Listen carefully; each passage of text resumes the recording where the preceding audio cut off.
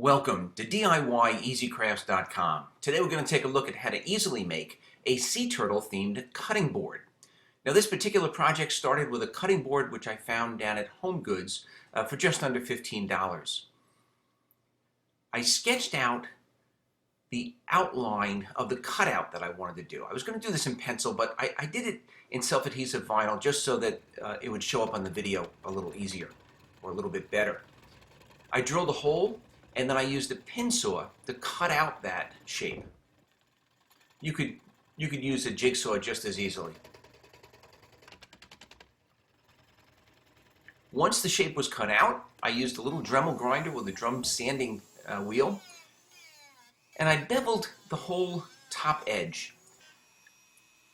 Then I stayed with the Dremel and I added a little round bit, and I made all of these little round cuts all along that whole cutout, and that's to give it the texture of coral. I taped up the back of that opening. I actually used parchment paper, and then I covered it with painter's tape, and then I used some silicone, and I'm putting a small piece of plywood. This is just what I had. If you had a piece of plastic, hard plastic, and silicone, that would probably be better. But this worked. And then I poured in 2 shades of resin. I'm using a totalboat thickset resin. I used dark blue and a light blue. And I'm going to let that dry. I actually let it dry for 36 hours or so. And then I put some decorations. I used self-adhesive vinyl, and I cut out 2 sea turtle silhouettes that I placed inside. A little bit of netting, which I found down at Michael's Art Supply, just a nautical netting or craft netting. And I started with a starfish, but unfortunately, I think it would have looked good, but it didn't work. As soon as I poured the resin over it, the starfish tried to float, or it floated right to the surface of the resin. In hindsight, if I had glued it down before pouring the resin, it would have been doable. But in either case, I let this dry for a total of about 5 days. I wanted to get nice and hard and cured. What's nice about this thickset resin is it's very thin. It takes a long time to cure, but because it's so thin, all of the bubbles have a chance to float to the surface. So you end up with a nice clear casting with no bubbles.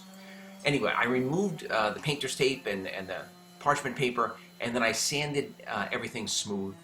I started with a 80 grit, went to 220, 400, 1000, and then 2000 grit.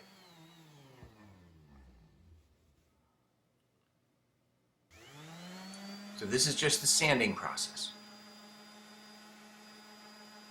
Once you get down to 1000 grit or so, you can really start to see what the finished product is going to look like. I then went to a buffing disc with rubbing compound, and then I used polishing compound. And when that was completely done, I re-oiled that cutting board.